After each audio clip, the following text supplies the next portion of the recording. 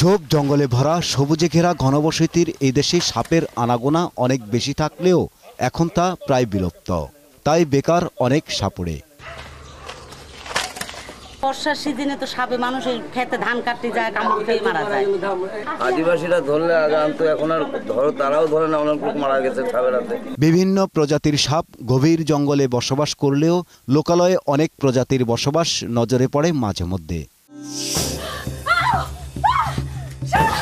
সরকারের এক জরিপে বেরিয়ে আসে বাংলাদেশে প্রতি বছর ১৩ লাখ লোক সাপের দংশনের শিকার হয়। তার মধ্যে বিষাক্ত সাপের ছোবলে ৬,০০০ লোক মারা যায়। আর তা নিয়ে উদ্বিগ্ন খোদ স্বাস্থ্য প্রতিমন্ত্রী।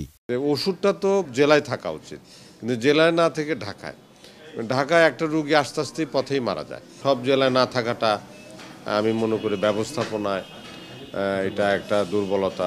সাপের দংশনের শিকারদের সুস্থ করতে সরকারি ব্যবস্থাপনা থাকলেও তার বাস্তবায়ন নেই প্রয়োজনীয় স্থানগুলোতে। আর তা নিয়েই চিন্তা করছে সরকার। সাপে কামড়ালে পরে যে ডাক্তাররা ওষুধ প্রয়োগ করবে তাদের জন্য স্পেশাল ট্রেনিংয়ের প্রয়োজন। কিছু ট্রেন ডাক্তার আছে, আরও কিছু ডাক্তার, নার্স এবং স্বাস্থ্য সহকারীদেরকে আমরা ট্রেন করে এই সমস্ত জেলায় আমরা তাদেরকে পদায়ন করছি।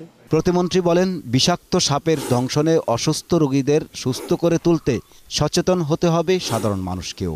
ওঝা বা কবিরাজের কাছে না গিয়ে ক্ষতস্থানের পাশে শক্ত করে বেঁধে দ্রুত নিয়ে আসতে হবে স্বাস্থ্য কমপ্লেক্সে। ফারুক হোসেন, ২১ টেলিভিশন, ঢাকা।